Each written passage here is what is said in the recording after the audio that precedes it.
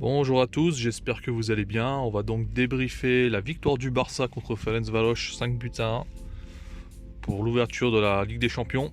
Tout d'abord, c'était le match le plus abordable du calendrier du Barça ce mois-ci, je l'avais déjà dit la semaine dernière. Voilà, on pouvait donc s'attendre à ce que Ronald Koeman fasse tourner un peu l'effectif, fasse reposer les cadres avant le Classico. Sur le 11 de départ, moi je suis un peu déçu parce que en réalité, à part Pjanic et Griezmann, tous les autres joueurs sont des joueurs qui vont être alignés au Classico. Donc ça fait 9 joueurs entre guillemets de son 11 type qui ne sont pas mis au repos et qui vont donc enchaîner le match d'hier, le match contre le Real Madrid et le match contre la Juve. Donc déjà petit point négatif sur le 11 de départ. Par contre le point positif évidemment c'est qu'on a enfin un ailier droit. Malgré un démarrage plutôt timide, peut-être à cause de la pression, au fil de la mi-temps on voit que Trincao il va monter en puissance, il va prendre en confiance, il va essayer de faire des actions et au final ce côté droit il va devenir actif dans le jeu du Barça. Ensuite sur le contenu du match, le gros problème dans cette première mi-temps, c'est l'incapacité du Barça à déséquilibrer le bloc adverse. Je pense vraiment que sur ce match, il ne faut pas se laisser influencer par l'énorme résultat 5 buts à 1. Parce que ce qu'on a vu sur les 25 premières minutes avant le but de Léo Messi sur penalty, c'est un Barça qui ne parvient pas à déséquilibrer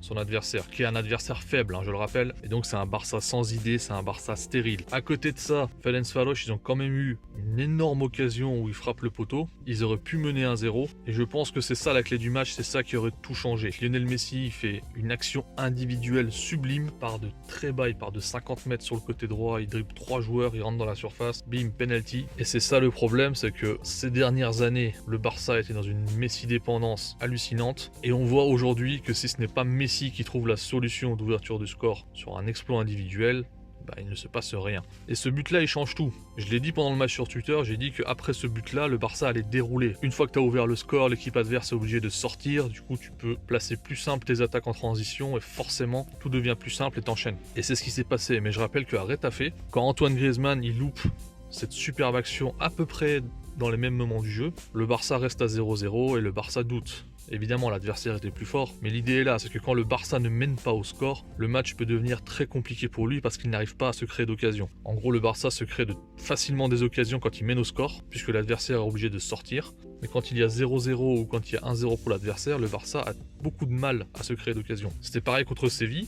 Contre Séville, on a marqué un but rapidement. Heureusement, l'erreur de la défense, l'erreur de Jesus Navas permet à Coutinho d'égaliser. Mais ensuite, on a vu qu'à 1-1, le Barça n'arrivait plus à se créer d'occasion, n'arrivait plus à créer de déséquilibre. Donc ce problème, il est toujours là. Ceci étant dit, voilà, je trouve que le bon point de ce match, vraiment, c'est ce côté droit. C'est le fait d'avoir fait jouer Trincao et d'avoir exploité et construit des actions sur ce côté. Ensuite, il y a évidemment Ansu Fati qui continue de grandir, qui continue de s'imposer, qui continue de marquer des points. Après, le bémol sur cette mi-temps, pour moi, c'est la défense et le double pivot. On se prend énormément de transitions. Ferencváros, qui est pas une équipe de ouf, je le rappelle, ils ont quand même réussi à se projeter souvent vers l'avant. Ils sont très rapidement arrivés sur les buts de Neto.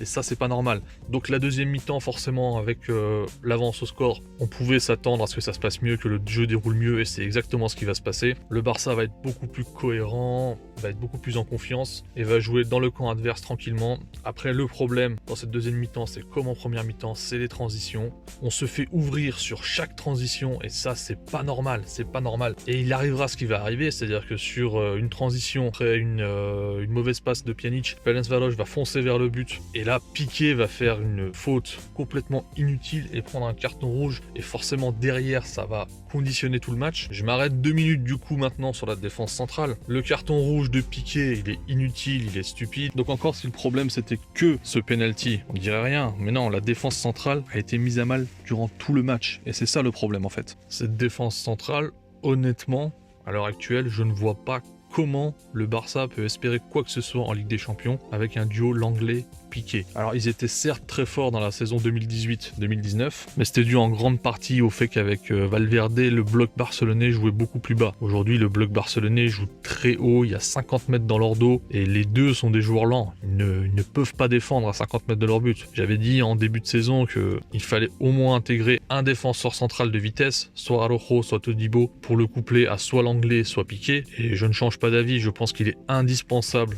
d'avoir un défenseur central plus rapide sur les deux. Au-delà de ce défaut de lenteur, entre guillemets, de Langlais et de Piqué, il y a aussi leur niveau individuel. Le niveau individuel de Piqué, il n'est pas ce qu'il était il y a 2 ans ou il y a 5 ans. Il a régressé sur pas mal d'aspects du jeu. Et je pense que si l'Anglais et Piqué ont pris 3 cartons rouges en début de saison, là ça fait 5, on a joué 5 matchs là, ils ont déjà pris 3 cartons rouges. Il y a un des cartons rouges qui a été annulé contre le Celta, mais pour moi c'est assez parleur, c'est assez significatif. Ils prennent des rouges pour compenser leur lenteur, leur retard ou leurs erreurs. S'ils n'arrivent pas à défendre contre le Celta Vigo ou contre Ferencváros sans prendre de rouge, ça va être très difficile durant la saison quand on va rencontrer des grosses équipes. Donc il y a un gros point noir sur cette défense centrale. Je pense qu'on ira nulle part avec cette défense. On peut espérer gagner la Liga parce que le Real n'est pas en forme cette saison, mais en Ligue des Champions, on ne fera rien du tout avec cette défense. Donc on prend ce carton rouge, le Barça est réduit à 10, Ferencváros revient à 3-1 avec ce but. Ronald Koeman fait tout de suite rentrer Araujo en défense centrale. À ce moment-là, Ferencváros, ils mettent la pression, le Barça n'arrive plus du tout à sortir de ballon et on n'est pas loin de prendre le deuxième but. Pour le coup,